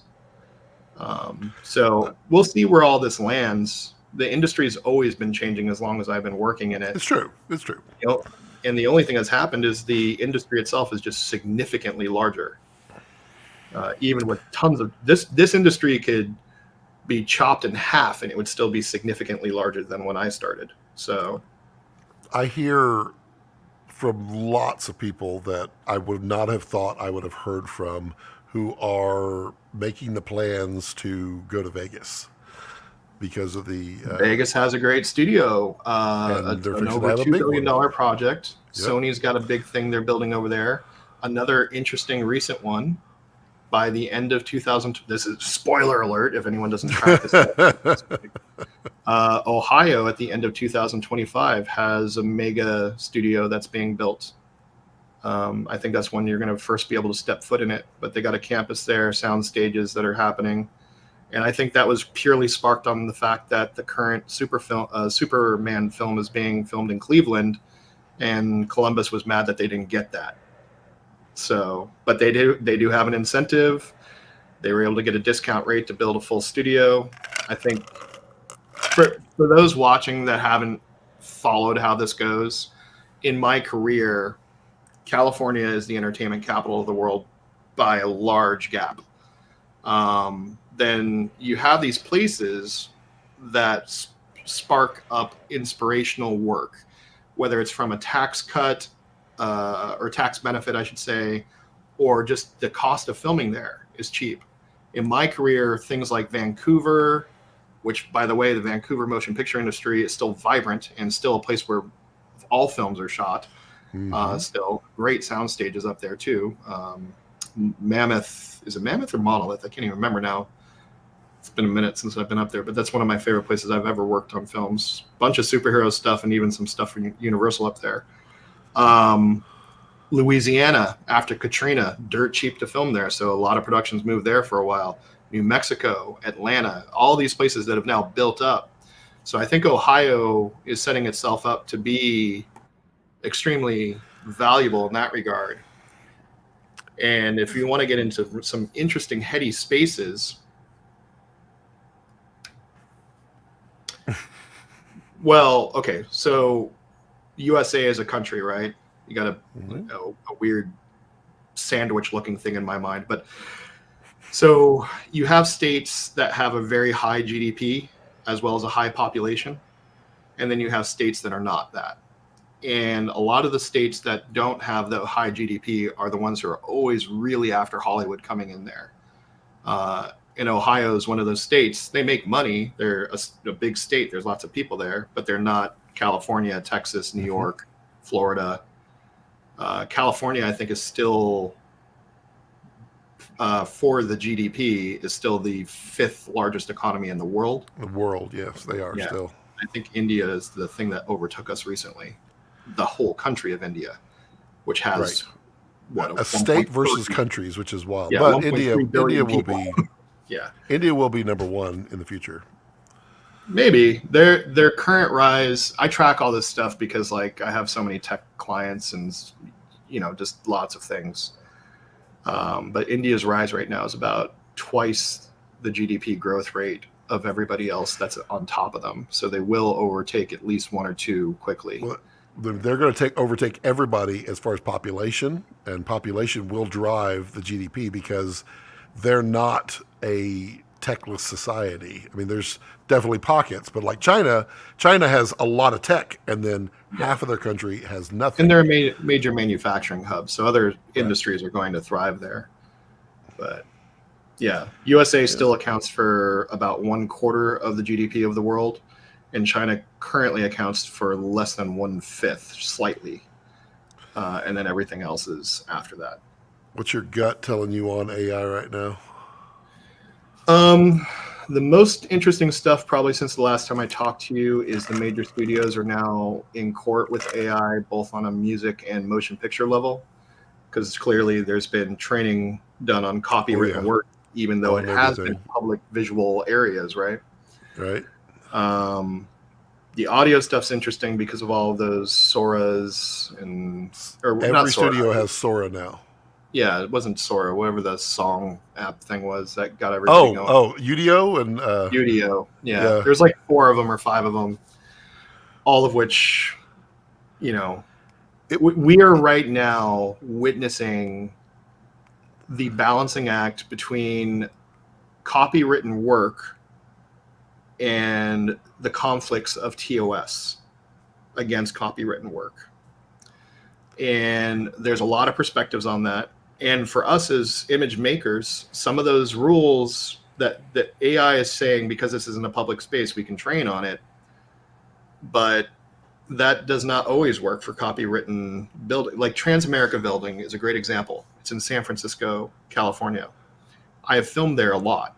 And if you focus on the Transamerica Building, you have to pay a licensing fee for Transamerica. But if you are filming near it or above it or from far from it, and it just happens to be in frame, you don't have to deal with any of that. This is the area we are in right now, where clearly people have put copywritten works or originally created works into public spaces without the clarity that things were going to be trained and used for somebody else's profit. And usually in a creator perspective, that at least gets you a licensing fee or a minimal payment of some sort. And right now you have every creator on earth who's ever been on the internet on any social media site scared to post any new work, which has recently come out because they're saying, our AI training models are starving. Most of my artist friends, it's a sad day because the Sunday before my birthday last weekend, I went online and I saw more AI artwork than original artwork across my social media feeds. And I was like, damn, dude. But my beef with that is I immediately turn away. If I see AI artwork and it's pretty recognizable, I turn away because people are doing it because it gets them elevation quickly as, oh my God, they did something amazing and they post it out there. And so they're doing it almost like social media fake videos and such, just to build themselves up. And you're really doing a disservice to AI at that point. My recent frustration specifically through Facebook is Facebook will make suggestions about groups and things you should follow. Yes. I'm obviously a member of cinematography and photography groups, and they're now suggesting these like AI hiking groups, and there's like 5 or 6 images of what's a famous thing I saw recently, the 7 teacups from Sequoia. I've been there. I know what it is. I know what it looks like. I have photos. I have footage from there. I've worked like everything. Nothing like that. Yeah. But someone is training on images of that and making AI stuff that has the general theme of it and isn't that, and are trying to make a hiking Facebook group out of it. Like, come on, people. Yeah, it's dumb. The stuff I see, there's a group I'm a member of that's log cabins. Building how to build log cabins and such. 90% of the photos in there are fake. They're AI generated. And everybody's like, "Oh my God, this is so beautiful! I want to build this." You can't. It's AI. And people don't click to it. I think I'll still stand on my ground about how I want AI to come into our world. I want AI tools to assist with the creative process. That's it. Not necessarily generate content. Right, and that's what I've said as carefully as I can. Yeah, I want it as a tool set, and I keep saying it. Why AI is going after the director and the DP and the audio engineer as their first leg of jumping into the business, when they should be building all the supporting tools to get them popular. And it just no. But from a business perspective, that makes the most sense because there's the most profit to be yielded for them. But you have the consumer is the problem. It is rare for a business to be altruistic from inception. It is very rare. Correct, but even nonprofits in 2024 are questionable. Right. Yeah. Not all of them, but what makes art interesting is that a human conceived it and achieved it more than the thing itself. Yeah, generally speaking. And one of the things I've noticed about AI, it's not even the you could say it's soulless, but there's a severe lack of intent that's detectable by most people with a discerning eye. It feels a little sloppy, even with your revised prompts and stuff like that. And now there's like the AI image with the prompt as the descriptor, not because they're trying to tell you how they made the image. It's like, here's what's in the image. And it's like this weird meta thing where like the prompt is now the thing that describes the image. I'm like, what are we doing? Like, why don't you just post your image of, I don't know, whatever you shot and say something maybe nice about it and let people digest it themselves to come up with why they like it. Well, it's like something I was talking about earlier with someone else, that every single thing in a movie costs money, and thus it's there for a purpose. If there's a close-up of a light switch being flipped on, there's a reason. Otherwise, you wouldn't spend the money. What AI does is spends no money and puts stuff in there that doesn't help the movie, and it doesn't help the scene or the shot or the photo. And that to me, it cheapens it so much. So are we saying the Starbucks cup in Game of Thrones? Oh man, that literally was my second line when I said that. Was that an increase in production value? Or I said everything is on purpose. I said except that damned Game of Thrones cup. That's literally what I said. It was funny because my first thing, just to be funny, I knew it was a mistake that someone missed on set that day. Of course. Whatever. But my first thought that I sent over to a buddy, I was like, I could have sworn Coca-Cola was going to get this branding deal before Starbucks would. But no. That was too funny. I feel like there could have been a Game of Thrones like Traeger barbecue tie-in that was totally That would have been funny. What else is on your brain these days? I am going to be useless to most of the world probably around the end of August because I won't be back until the end of the year. Long time prep for this current project, so I'm very excited and anticipating going out. Exciting to work as always. I love what I do. I like working. Yeah, it's fun. Yeah. What else is going on? There's stuff I've been doing I can't talk about at all. Not for a bit, but man, it's awesome. it's very satisfying because some of it really ties directly into like my core creative aspirations for theatrical work, and where I want to see everything go. So like I'm more excited now about even next year than I've ever been, because I know once I'm wrapped with this project, I can kind of like chew on some stuff. Yeah. Phil question, you don't have to answer if you can't. Have you seen anything BMD immersive camera? Worked on, okay, immersive on the horizon. There's a lot of questions in there, but I'll do my best to answer in a succinct way. I have seen footage off the BMD immersive camera, essentially, from what I understand. I have not seen it in person. I have seen the 12K and have footage off the 12K, not the immersive one. Just the comment on immersive.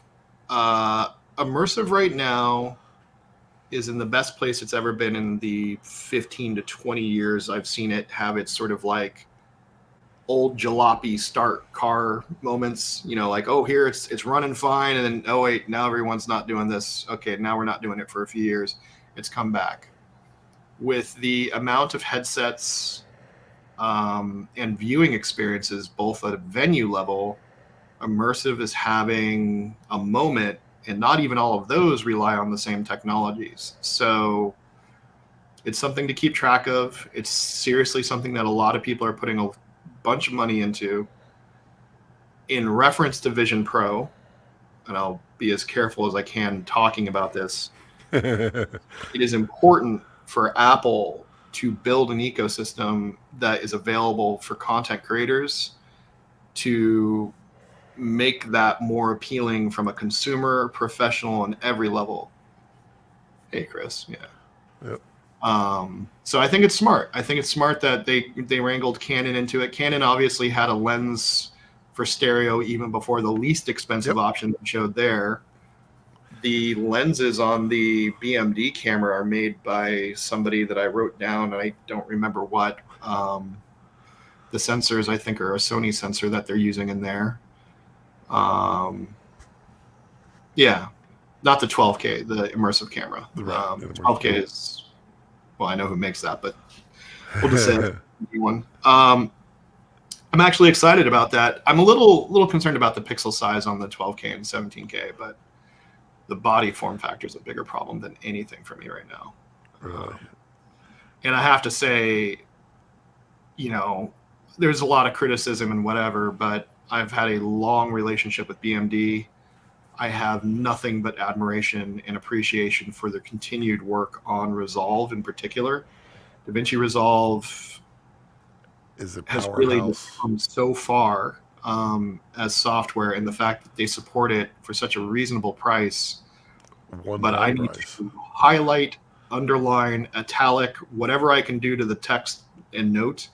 The biggest workflow disparity in the world across versions of DaVinci Resolve, whether you're on Linux, Windows, or Mac, is we cannot export ProRes on Windows. I don't care if it's a paid license. I don't care how it needs to be done in 2024. But like the issues that studios face from a workflow perspective, you have to keep in mind there are studios that are built on like Linux or Windows systems because of how their servers are set up. And it's great because it makes Apple sell a Mac for just special encoding, but there's like a whole other process that has to be done. And I've been now hearing this complaint from major players in the industry for many years. And I don't know. I mean, it's a legal strategy is all it is. I think it's great. And, you know, with Apple's proliferance, and honestly, they did a great job with ProRes. Like, as a mezzanine codec and even a delivery codec now, and even for some people, an acquisition codec, it's great. Everyone uses it. It's wonderful. I have no complaints there. Small creator budget. So the BMD camera has the interocular distance correct. Better than the R5C solution with the full frame dual fisheye that they have. But I think the R5C is very much something that people use all the time. I've also seen two R5Cs kits done for stereo. Oh man, what's the wide angle zoom they use for those? One of the newer ones. Is it the 15 to 35? I have to look at the BTS I have, but I've seen two R5Cs with the correct interocular set that basically get you a higher resolution image than splitting one sensor, doing it that way. Right. Um, Well, yeah, that more affordable lens by Canon that works on the R7 is. I made a really sexy stereo setup with my Raptor X's that I have not posted a picture of because I'm still kind of tinkering with it. But I have maybe a Ray shoot coming up at the end of the year that we'll be prepping for. If that goes down, there's going to be some very interesting kit photos from me, some rig stuff. Yeah. Love to capture for immersive, but everyone told me I can't. Well, you can, but immersive is all about delivery spec. Worse than anyone saying, is this camera Netflix approved? You have to figure out, Who can watch? Does your content look good on, say, the current generation of the Vision Pro or an Oculus or whatever? And are you future-proofing it? And the Canon thing makes you dangerous in a compact way, which I think is amazing. But can you shoot higher quality immersive content? 100%. Even more, you can shoot even higher quality than the BMD camera. But the BMD camera is designed to be a production camera with that immersive mindset and some, quality of life features like rotary NDs and things like that. So, yeah, we're seeing like what that might look like. But you could argue that the BMD camera could just be two camera heads collaborating in some interesting way, if designed a different way. So, Cognition, I think you're right on that. That's kind of the way I feel. Is we humans connect to actors and actresses as people, and they say never find or see your role model in person or whatever, but we still we crave to do that, and AI can't ever be that for us. Yeah, and I think specifically for how the film industry works is, generally speaking, we have movie stars that rise to prominence and popularity. And every now and again, you also have a film that comes out of the blue with actors that suddenly everybody likes using. Nobody knew who Zendaya was until she had a standout role and started getting more work. It's just the path of everybody. Timothy Chalamet is a really good example, who's just on a war path with some amazing roles coming up. His new Bob Dylan film actually looks phenomenal, so I'm very curious to see how he performs there. He's one of those actors, I think he's just getting better, but all of his films have not always been great for him, if you catch my drift.